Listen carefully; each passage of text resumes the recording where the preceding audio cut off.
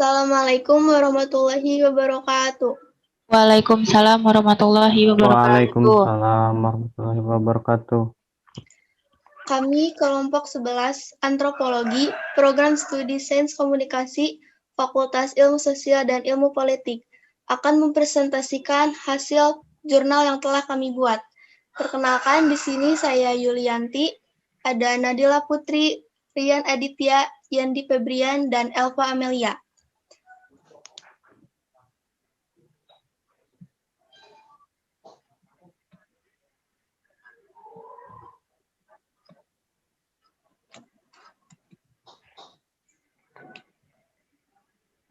Alasan kami menggunakan judul sosialisasi dalam mencegah penyalahgunaan narkoba di kalangan remaja melalui media sosial, karena semakin meresahkannya penggunaan narkoba, khususnya di kalangan remaja.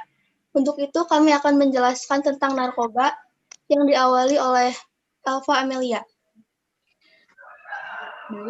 Narkoba atau narkotika merupakan zat atau obat yang biasanya dapat menjadikan seseorang berhalusinasi, penurunan kesadaran, serta kecanduan bagi para penggunanya. Jenis-jenis narkoba seperti sabu, kokain, heroin, ekstasi, kodein, amfetamin, plaka, morfin, ganja, dan LSD. Penyalahgunaan narkoba bisa terkena hukum. Dalam undang-undang dijelaskan pada Pasal 112 ayat 1 nomor 35 tahun 2009 serta pada Pasal 112 ayat 2 nomor 35 tahun 2009 yang berbunyi, setiap orang yang tanpa hak atau hukum memiliki, menyimpan, menguasai, atau menyediakan narkotika. Golongan 1 bukan tanaman, dipidana penjara 4-12 tahun dan denda 800 juta rupiah. Baik, selanjutnya ada faktor apa saja yang menyebabkan penyalahgunaan narkoba di kalangan remaja, yang akan dijelaskan oleh saya sendiri. Terdapat 2 faktor dalam penyalahgunaan narkoba, ada faktor internal dan juga faktor eksternal. Faktor internal itu berasal dari dalam diri sendiri yang dapat mempengaruhi psikis penggunanya. Dan yang kedua adalah faktor eksternal yang pengaruhnya dari luar, yaitu lingkungan ataupun pergaulan yang kurang baik. Selanjutnya ada dampak dari penggunaan narkoba yang akan dijelaskan oleh Nadila. Baik, di sini saya akan menjelaskan tentang beberapa dampak dari penyalahgunaan narkoba. Penyalahgunaan narkoba sendiri mempunyai dampak bagi pemakainya seperti dampak fisik, yaitu gangguan pada sistem syaraf atau neurologis, seperti kejang-kejang, halusinasi, gangguan kesadaran, serta kerusakan saraf tepi. Gangguan pada jantung dan pembuluh darah atau kardiovaskuler, seperti infeksi akut otot jantung, gangguan peredaran darah, dan yang paling terlihat jelas yaitu gangguan pada kulit atau dermatologis seperti penanahan atau abses, alergi, dan juga eksim. Gangguan pada paru-paru atau pulmoner seperti penekanan fungsi pernapasan, kesukaran bernafas, dan pengerasan jaringan paru-paru.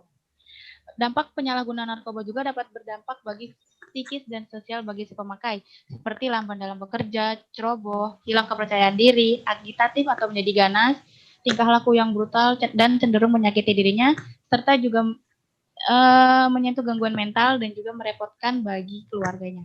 Asih. Baik, selanjutnya ada upaya penanggulangan terhadap narkoba yang akan dijelaskan oleh Rian. Upaya penanggulangan terhadap penyalahgunaan narkoba pada remaja. Metode promotif dan preventif, upaya yang paling praktis dan nyata adalah represif, dan upaya yang manusiawi adalah kuratif serta rehabilitatif. Berkomunikasi adalah cara manusia untuk bertukar informasi agar saling terhubung antara satu dengan yang lain. Melalui komunikasi, seseorang juga dapat saling mempengaruhi untuk melakukan hal-hal yang berdampak positif bagi kehidupan bangsa dan negara, dan melakukan kampanye tentang penyalahgunaan narkoba melalui Instagram. Baik, selanjutnya pernyataan kesimpulan yang akan dijelaskan oleh Yandi Febrian. Silakan, Yandi Febrian. Oke.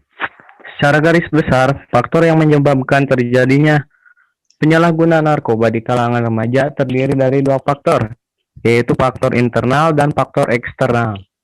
Nah, dari faktor internal sendiri yaitu terdiri dari berasal dari diri kita sendiri, yaitu dari psikis, sedangkan dari eksternal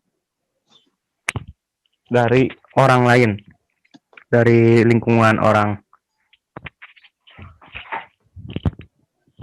Dengan adanya medsos menjadikan segala sesuatu menjadi lebih mudah untuk mencari informasi tanpa harus membaca buku ataupun koran. Menggunakan media sosial dengan bijak dalam mencari informasi, terlebih lagi dalam mencari tahu dampak penggunaan narkoba yang sangat berdampak buruk bagi masyarakat, bangsa, dan agama.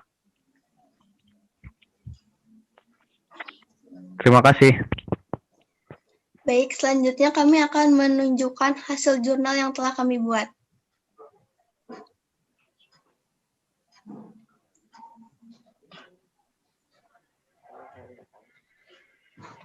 Itu tuh ini. Ini hasil jurnal yang telah kami buat. Yang pertama ada judul, ada abstrak, pendahuluan, materi dan metode,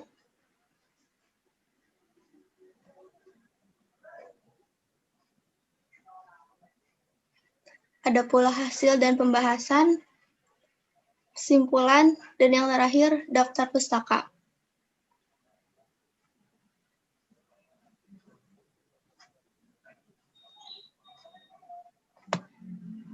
Sekiranya itu saja yang bisa kami sampaikan.